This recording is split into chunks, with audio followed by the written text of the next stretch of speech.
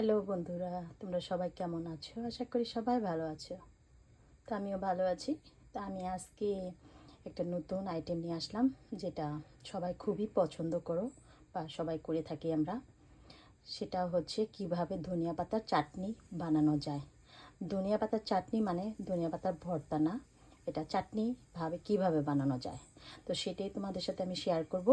এটা তুমি সংগ্রহ করে অনেক দিন খাইতে পারবে, যে কোনো ওকেশনালি বা পরোটার সাথে বা পোলাওয়ের সাথে, ভাতের সাথে, যেটাই হোক। এটা একটা আচার স্টাইলে আমি চাটনি বানাচ্ছি। তো তোমাদের সাথে শেয়ার করব কী করতে হবে। তো প্রথমে আমি কি করেছি, ধনিয়া পাতাগুলো সুন্দর করে ক্লিন করে নিয়েছি, ভালো মতো পানি দিয়ে ক্লিন করে ঝরিয়ে নিয়েছি, এরকম একটা ছাঁকনির মধ্যে ঝরিয়ে নিয়েছি। তো এখন আমি এই পানিটাকে এতক্ষণ ঝরিয়ে রেখেছিলাম, তারপরে একটু একটু পানি আছে। তা আমি এখন এটাকে চুলোর ভিতরে এখানে এরকম একটা তাওয়ার মধ্যে এটাকে তেলে নিব। আমরা তো ধনিয়া পাতা সাধারণত কাঁচাটা পাটায় বেটে থাকি বা ব্লেন্ড করে থাকি, কিন্তু এটা হবে এখানে পানিটাকে আমি শুকিয়ে নেব। তো পাতাটাও মোটামুটি সিদ্ধ হয়ে যাবে, তারপর এটাকে আমি ব্লেন্ড করে নেব। তো তোমাদেরকে আমি দেখাবো যে এটা কীভাবে বানাতে হয়, তোমাদের সাথে শেয়ার করবো। তো তোমরা আমার পাশে থাকো, দেখতে থাকো, আশা করি সবার ভালো লাগবে। তোমরা যে কোনো ইস্যুর সময় খাইতে পারবে। এটা শুধু তোমাদের একটা কাচের বোতলে ভরে রাখতে হবে এবং তোমরা বেশ অনেক দিন পর্যন্ত এটা ইউজ করতে পারবে। তো তোমরা আমার পাশে থাকো, দেখতে থাকো আমি কীভাবে কী করি। তো এটা হচ্ছে আমার সিদ্ধটা, এটা আমি সিদ্ধ করে নিচ্ছি, পানিগুলো পুরাটাই শুকিয়ে নেব।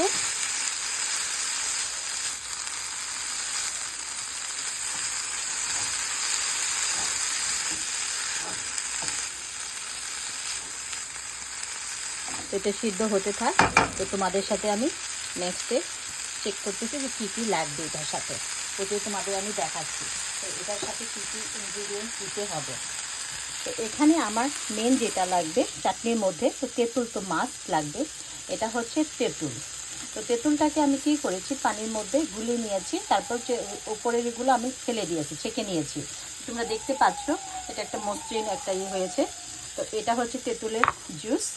তারপরে যেটা লাগবে, এখানে আমি নিয়েছি বেশ কিছু রসুন, তোমরা দেখতে পাচ্ছ। নিয়েছি কিছু মরিচটাকে আমি ছোটো ছোটো করে টুকরা করে কেটে নিয়েছি সরিষা, যেটা ইয়েলো সরিষা, ওইটা নিয়েছি। আর নিয়েছি পাঁচফোড়ন। তো এই চারটা আমার মাস্ট লাগবে, কারণ আচারে তো এগুলি লাগি, তোমরা জানো। এর সাথে নিয়েছি আমি একটু হলুদ, মরিচ, আর এখানে হচ্ছে ধনিয়ার গুঁড়া, আর সাথে লাগবে লবণ, আর সাথে লাগবে মাস্টার ওয়েল ছাড়া তো এটা হবে না। যে কোনো আচার হোক, যেটাই হোক, মাস্টার ওয়েল মাস্ট নিডেড। তো এগুলি আমার লাগবে। তো তোমাদের আমি দেখাবো একটা একটা করে স্টেপ করে যে কোনটা কখন আমি ইউজ করতেছি। তো তোমরা আমার পাশে থাকো। আর মিন টাইমে এটা হয়ে যাচ্ছে, এটা সিদ্ধ হয়ে যাচ্ছে। এটা সিদ্ধ হলে পরে আমি ব্লেন্ড করে নেব। তো তোমাদেরকে আমি দেখাচ্ছি, এটা দেখতে পাচ্ছ পানিটা ঝরে যাচ্ছে, চুলায় এটা টেনে নিচ্ছে। তো এখানে আমি 2-3টা কাঁচামরিচও দিয়েছি। তো তোমরা ইচ্ছা করলে দিতে পারো, না ইচ্ছা করলে যেটাই। কিন্তু এখানে যেহেতু আমার শুকনো মরিচের গুঁড়াও আছে, তোমরা যে যতটুকু ঝাল পছন্দ করো ওইভাবেই তোমাদের বানাতে হবে। তারপর কেউ কেউ যদি তোমরা হোয়াইট ভিনেগার ইউজ করতে চাও, ওইটা দিলেও তোমরা অনেক দিন পর্যন্ত এটাকে সংগ্রহ করতে পারবে। তো এটা ফ্রিজে রাখলে ভালো এটা আচার। আর এটা তেলের মধ্যেই হবে, সরিষার তেলের মধ্যে, অন্য কোনো তেল না। তো তোমরা আমার পাশে থাকো, দেখতে থাকো আমি কিভাবে কি করছি।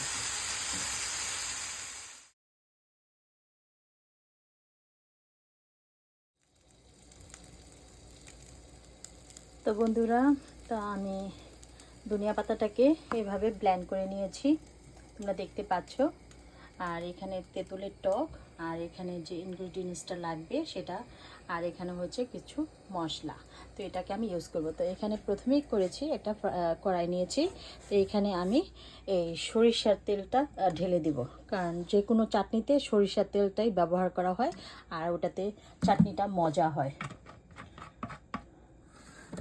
তো আমার এখানে সরিষার তেল দিয়ে দিয়েছি। তো আমি এখন যেটা করব, এখানে আমি এই মরিচ, দেখতে পাচ্ছ শুকনা মরিচ, পাঁচফোড়ন, সরিষা যেটা ইয়েলো, এবং কিছু রসুন কেটে নিয়েছি। আর এটাকে আমি ভেজে নেব।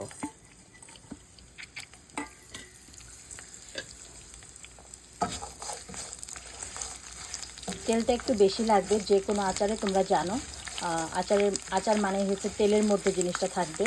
তো এর জন্য আমি ওইভাবেই করেছি। এবং রসুনটাকে আমি একটু মাঝখান দিয়ে কেটে নিয়েছি যেন একটু ছোটো ছোটো পিস থাকে। আর এটাকে আমি ভেজে নিব এখন।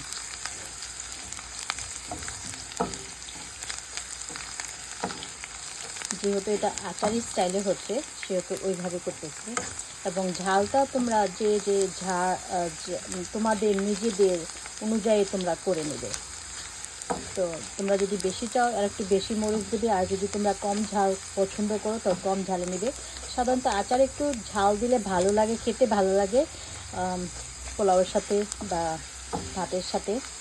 তো তোমাদের যার যেটা ইচ্ছা সেভাবে তোমরা করতে পারো। তো এটাকে আমি ভেজে নিচ্ছি।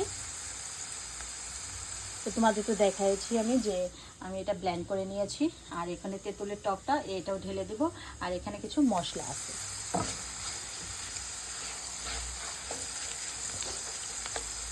তো এটা যখন আরেকটু ভাজা ভাজা হয়ে যাবে, আমার রসুনটা যখন একটু ব্রাউন কালার হয়ে যাবে, গোল্ডেন ব্রাউন, তখন আমি ওগুলো ঢেলে দেব।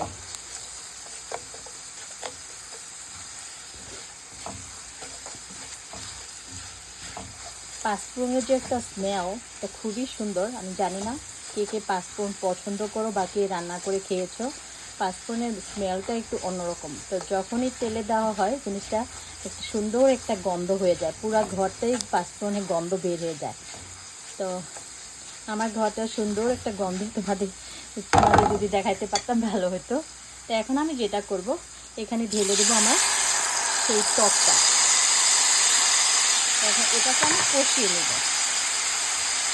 আমার জালটা রাখছি একটু লোতে, মানে এগুলো আমাকে সবগুলোকে কষাইতে হবে। তারপরে এখানে আমি যেটা করব, মশলাগুলোকে ঢেলে দিব। এখানে আছে হলুদ, মরিচ এবং ধনিয়া,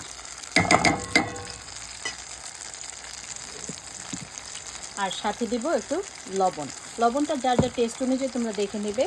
তা আমি আমার সাধ্যমতো যতটুকু লেগেছে আমি দিলাম। যদি আমার লাগে তো পরে আমি অ্যাড করব। তো এটাকে আমি ভালো মতো কষিয়ে নিব। প্রথম মশলাটাকে তেলের মধ্যে আনতে হবে সুন্দর মতো কষিয়ে। এখানে কিন্তু কোনো পানি ইউজ করা যাবে না, কারণ এটা হবে ড্রাইনেস। কারণ পানি থাকলে যে কোনো আচার এটা তাড়াতাড়ি নষ্ট হয়ে যায়, তোমরা সবাই জানো। তো যার জন্য এটা এভাবে করছি, তোমাদের দেখাচ্ছি কিভাবে হচ্ছে। কেউ যদি তোমরা ভিনেগার পছন্দ করে থাকো তোমরা ভিনেগারও পরে দিতে পারো, এটা অনেক দিন পর্যন্ত ভালো থাকবে ভিনেগারটা দিলে। তো আমি যেহেতু তেঁতুলের টক দিয়েছি আর আমার ভিনেগারের দরকার হবে না, কারণ আমার বেশি দিন লাগবে না, এটা আমরা খেয়ে শেষ করে ফেলতে পারবো। এর জন্য আমি আর ইউজ করলাম না, তোমাদের সাথে শেয়ার করলাম।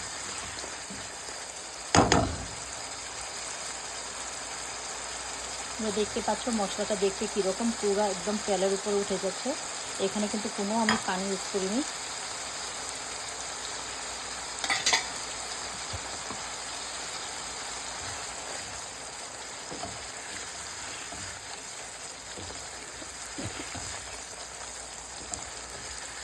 আমার পুরো ঘরটাই ঘ্রাণে ভরে গেছে।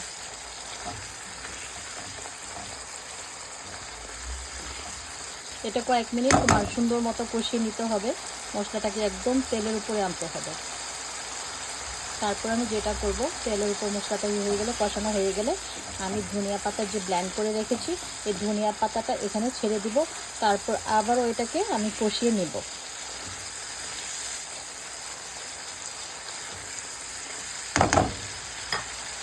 আমার মশলাটা দেখতে পাচ্ছ তোমরা খুবই সুন্দর হয়েছে এবং তেলের উপর উঠে গেছে। তো আমি এখন যেটা করব, ধনিয়া পাতাটা আমি পুরোটাই ঢেলে দেবো এখানে, এটার সাথে এটা মিক্স করে দেব। এবং এটাকে আমি মশলার সাথে ধনিয়া পাতাটাকে আমি কষিয়ে নিব সুন্দর করে। কোনো পানি এখানে থাকবে না, কারণ পানি থাকলে আচার নষ্ট হয়ে যাবে।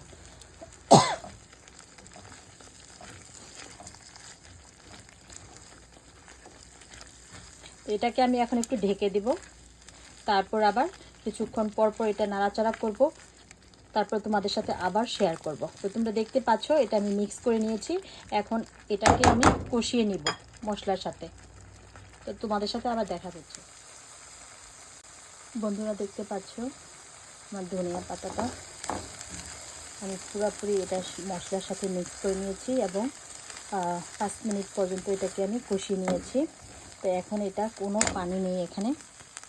আর আমি লবণটাও চেক করে নিয়েছি, ঝালটাও চেক করে নিয়েছি। আমার একটু লবণ লেগেছিলো, তো আমি এটাকে আবার দিয়ে দিয়েছি, আবার ঢেকে দিয়েছিলাম। তো এখন এটা আমার একদম পুরোপুরি তেলের উপরে উঠে গেছে, তোমরা দেখতে পাচ্ছ। তো এভাবেই থাকবে, এখানে কোনো পানি রাখা যাবে না। এবং তোমাকে টেস্টটা তোমাকে দেখতে হবে যে ঝালটা লবণটা কীরকম হয়েছে। আর আচার তো মানে রসুন তো লাগবেই। এই যে রসুনগুলোকে তো আমি ভেজে নিয়েছি, এটাও একটা টেস্টিং সুন্দর ভালো হয়েছে। তো আমি এটাকে এখন নামিয়ে নেব। এরকম একটা কাচের আমি বাটি নিয়েছি। তোমরা ইচ্ছা করলে কাচের যে বয়মগুলো পাওয়া যায় ওগুলো তো ইউজ করতে পারো, তো কাচেরটায় রাখলে ভালো, অনেক দিন পর্যন্ত থাকবে। তো আমি এরকম বাটি নিয়েছি, তো আমি এটার মধ্যে ঢেলে নেব। তো আমি এখন চুলাটা নামিয়ে নিব, কারণ এটা আমার পুরোপুরি ড্রাইনেস হয়ে গেছে এবং সুন্দর তেলের উপর উঠে গেছে, তোমরা দেখতে পাচ্ছ একদম তেলের উপরে। তো এটাকে আমি এখন নামিয়ে নেব। তো আমি চুলাটা আগে বন্ধ করি, তারপর আমি এটা আমার বাটির মধ্যে, কাচের বাটিটার মধ্যে, আমি কাচের বাটিটাকে প্রথমে ধুয়ে ভালো মতো মুছে নিয়েছি যেন কোনো পানি না থাকে। তো এটাকে আমি ঢেলে নেব পুরাটাকে।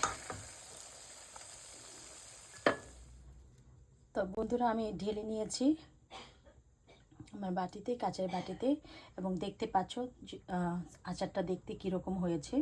তো তোমরা সবাই এভাবে তোমাদের বাসায় বানিয়ে খেতে পারবে, অ্যান্ড অনেক দিন পর্যন্ত এটা সংগ্রহ করতে পারবে। যে কোনো পোলাওর সাথে, ভাতের সাথে বা পরোটার সাথে তোমরা এটা খাইতে পারবে, খুবই মজা লাগবে। তো আশা করি তোমাদের সবার ভালো লাগবে। সবাই ভালো থাকো, সুস্থ থাকো। Thank you so much.